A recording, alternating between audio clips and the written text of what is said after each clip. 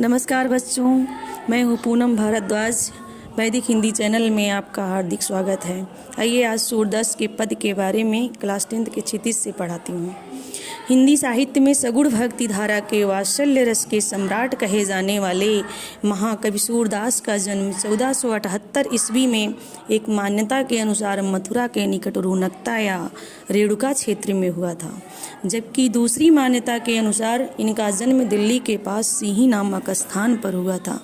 इनके गुरु का नाम महाप्रभु बल्लभाचार्य था। ये बल्लभाचार्य के अष्टछाप के कवियों में सर्वाधिक प्रसिद्ध थे। ये मथुरा और वृंदावन के बीच गौघाट पे रहा करते थे और श्रीनाथ जी के मंदिर में कीर्तन और भजन किया करते थे। इनकी प्रमुख 3 रचनाएं हैं। सूरसागर साहित्य लहरी सूर सरावली, जिसमें सूरसागर सर्वाधिक लोकप्रिय रहा।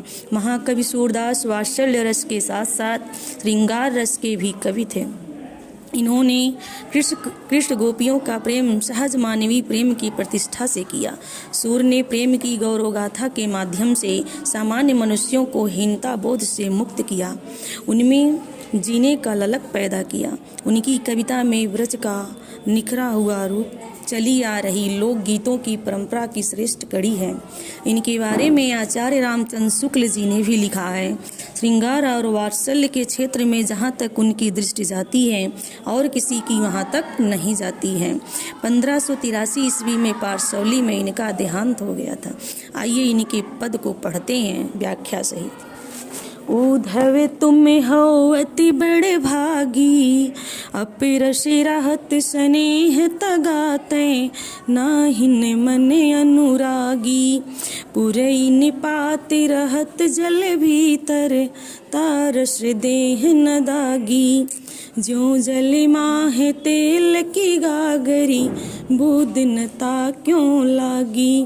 प्रीति नदी में पाँव न बोर्यों, दृष्टि न रूप परागी। सूर्यदास अवला हमें भोरी, गुर चाटी ज्यों पागी। प्रस्तुत पंक्ति में उस समय की बात लिखी गई है जब भगवान श्री कृष्ण गोकुल से मथुरा चले जाते हैं और वहाँ से पुनः लौट कर नहीं आते हैं और अपने सखा उद्धव से गोपियों के लिए योग संदेश भेजते हैं। उद्धव द्वारा योग संदेश सुनने पर गोपियाँ रुष्ट हो जाती हैं, उस संदेश को शुष्क मानती हैं और वो कहती हैं कि हम योग संदेश को नहीं अपनाएंगे, हम कृष्ण के ही प्रेमिका बनकर रहेंगे।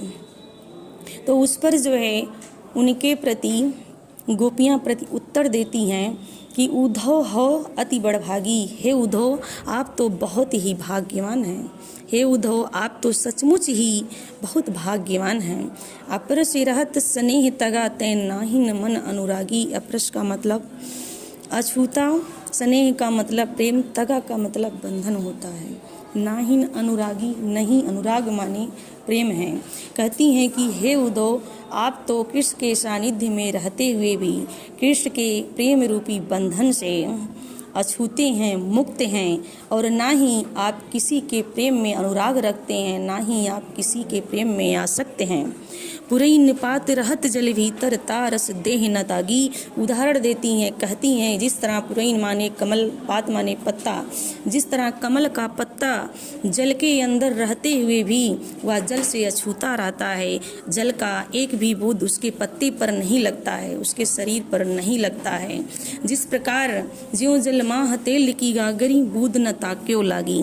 जिस प्रकार तेल से सनी हुई मटकी पर पानी का एक भी बूंद नहीं टिकता, एक भी बूंद नहीं ठहरता, और जिस प्रकार नहीं ठहरता ठीक उसी प्रकार आपका भी प्रेम है, जो कि श्री कृष्ण के सानिध्य में रहते हुए भी आप उनके प्रेम बंधन से अछूते हैं। प्रीत नदी में पाँव न बोरियों, दृष्टि न रूप परागी। आपने कभी प्रेम रूपी नदी में पाँव ही नहीं डाला है, आपने कभी प्रेम रूपी नदी में पाँव ही नहीं डाला है। आपको किसी की दृष्टि पे मुग्ध ही नहीं हो, आपकी दृष्टि प्रेम तक जाता ही नहीं है, तो आप प्रेम क्या करेंगे। सूरदास अवला हम भोरी, गुर चाटी ज्यों पागी। सूरदास गोपियों के माध्यम से कहते हैं कि गोपियाँ कहती हैं कि हे उद्धव, हम अवलाएं, हम भोली भाली नारियां हैं, हम तो उस चींटी के समान हैं जो प्रेम बस गुड़ के पास जाती हैं और वहीं पर चिपक जाती हैं, वहीं पर अपने प्राण को त्याग देती हैं। ठीक उसी प्रकार हम गोपियाँ भी श्री कृष्ण के प्रेम में अपने प्राण को त्याग देंगे, परंतु हम उससे अलग नहीं हो पाएंगे। प्रस्तुत पंक्ति में शिल्प सौंदर्य प्रीति रूपी नदी में रूपक अलंकार है, ज्यों जल माह में उत्प्रेक्षा अलंकार है।